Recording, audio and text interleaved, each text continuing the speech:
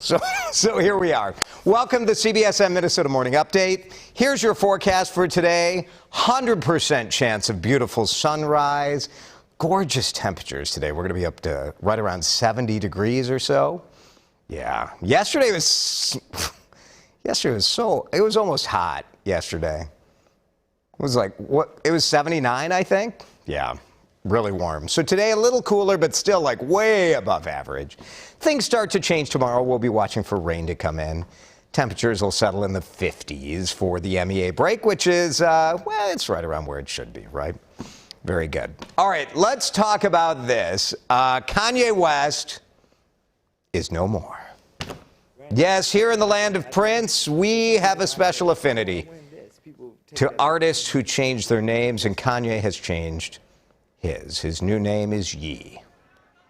You're familiar with the Yeezy. Now, it is kind of weird because his name is Kanye, not Kanye, but it's the Yeezy, and so his friends called him Ye, not Ye, Ye. So he's been calling himself that now that he's, single again. He and Kim Kardashian, Splitsville.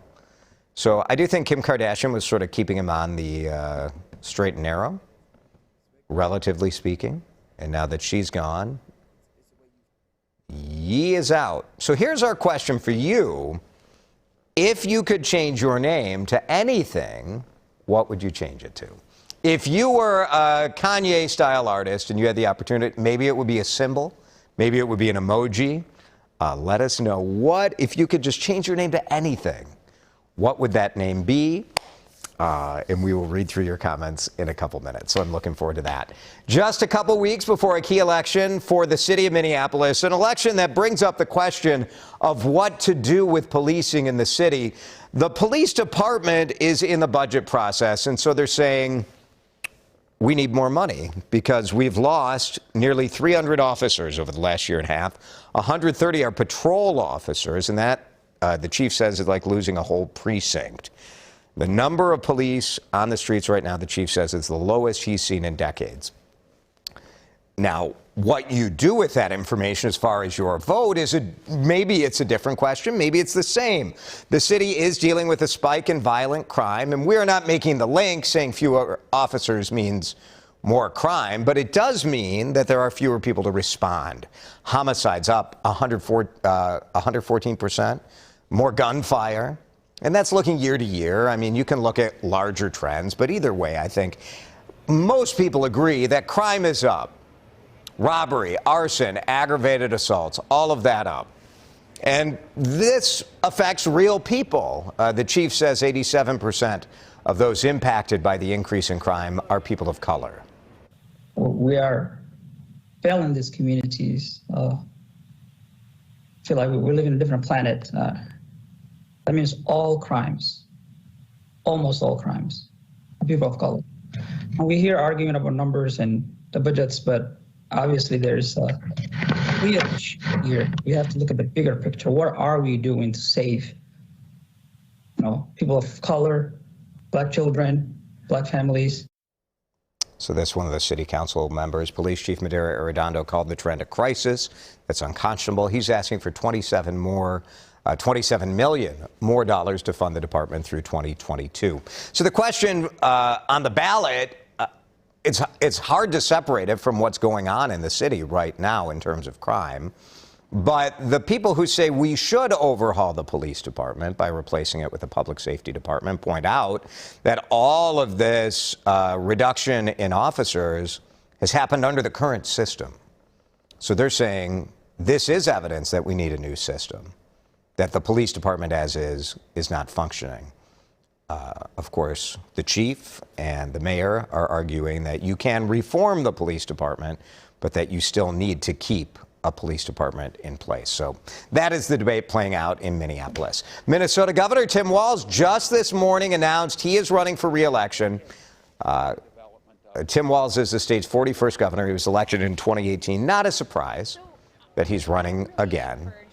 There were some reports that maybe Lieutenant Governor Peggy Flanagan was considering not being a part of the ticket, but she's in as well in 2022.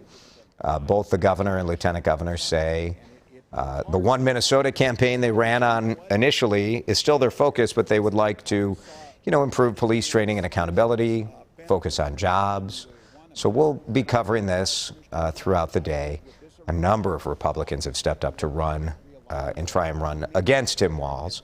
But we will also see if Tim Walz may face a challenge from the left wing of his party. So we'll be following that today. It is the final day of a 3-day nurse strike in Plymouth.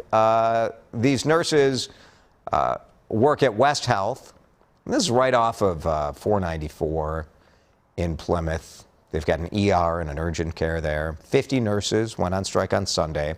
They say they've been negotiating a new contract since May, and the dispute is about wages and summer holiday pay. Alina, that's who runs West Health, released a statement, and basically they said, look, hospitals are under big pressure right now, and so going on strike benefits no one.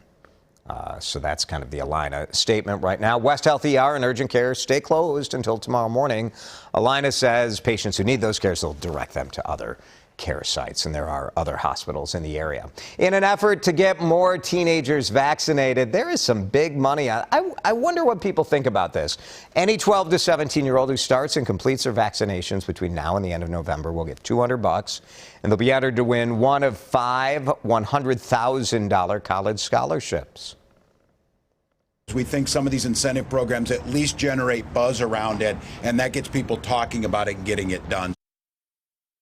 Details on how to enter for those scholarships on the website. So teenagers need parent or guardian consent to get the vaccine, and about half of Minnesotans who are 12 to 17 are already fully vaccinated. And no doubt, on the one hand, they're happy that they've been able to feel more comfortable that they're vaccinated. On the other, I'm sure they're like, $200? Where's my $200? So hopefully this incentive will work, although the research on these sorts of incentives is mixed at best. They don't seem to be making a tremendous difference in some of the states that have taken a look at this. History made at the Minnesota Air National Guard. For the first time, a woman is now in charge. State Command Chief Master Sergeant Lisa Erickson took over the role on Saturday. What an absolute servant to our country for 32 years. She has given so much, starting as a jet engine mechanic, leading teams in Afghanistan. Just a great Minnesotan, a great American, now responsible for about 2,000 Minnesota airmen. Congratulations. It is the home opener for the Minnesota Wild at XL Energy Center. And hey, the team's playing great. There's a youth movement I think a lot of fans are excited about. We've got Kirill the Thrill and a full house tonight at the X to see the Winnipeg Jets, including me. I'll be there tonight. So say hi if you're at the game. The Wild already undefeated, 2-0, won on the road in California this weekend. So puck drop tonight at 7. They're playing Winnipeg, and Winnipeg is winless so far. So let's hope they don't get their first one tonight in St. Paul. It's going to be loud in the X tonight, that is for sure. All right, what would you change your name to? It's one of our stranger feedback questions, but I like it. Let's see what you guys came up with. Paul James Crutchin says, I'll stick with my name, Sir King. Paul James Crutchin doesn't have a ring to it. I don't know, Paul. Sir King. Jenny Stapleton was born on Super Bowl Sunday.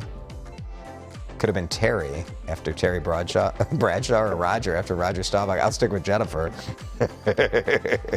Jenny, I like it. Maggie would have changed her name to Grace to see if it would make her less prone to falling.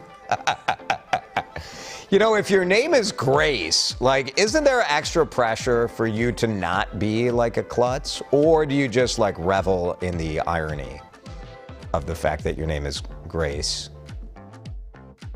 I like it. Thanks, Maggie. Here's Bradley. Bradley would change his name to Calvin. Favorite comic is Calvin and Hobbes. Favorite theologian, John Calvin. And it just sounds sophisticated. Indeed, it does. Calvin. I like it. Suzanne says when she was in high school, her mom wanted her to change her name to Charlotte. That is really funny, Suzanne, because, I mean, for a parent to be like, you know what? Kind of a misfire on your name. Sorry. I regret the error. Like, there's no turning back. Well, I guess there is. Kanye changed his name. Why can't you? Jason, Jason was a trendy name in the 70s. The summer camp I went to had 3 of us. Jason Hain, Jason Bittenbinder, and me. But now I feel like Jason's a pretty unusual name. So I think I'll stick with it. I don't know. I could be like JD. Pow, pow, pow. It's like a super obnoxious radio host name, right? Hey, everybody, JD in the morning. All right, I feel good. I made it down from the roof. This was very exciting today. I was looking for a bit, like I wasn't going to be here, but here, which some of you maybe are grateful for. But too bad. I'll be back here again tomorrow, perhaps on time. I know you'll be on time. Thanks for watching the CBSN Minnesota Morning Update. We'll see you tomorrow.